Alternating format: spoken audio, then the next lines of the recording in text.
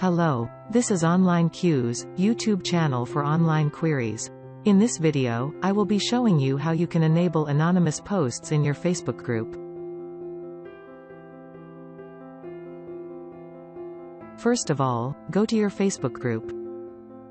Then tap on the badge icon at the top. Now scroll down to the bottom and find Group Settings under Settings option.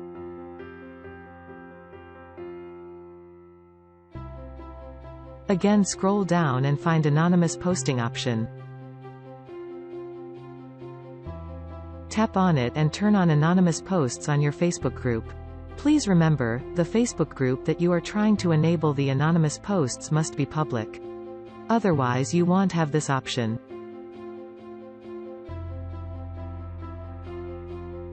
Now let's see what happens when a group member tries to post something from their device. They will have the Post Anonymously option at the top. And if they toggle it on, they can make the post on the group anonymously. This is one of the best updates from Facebook in recent times.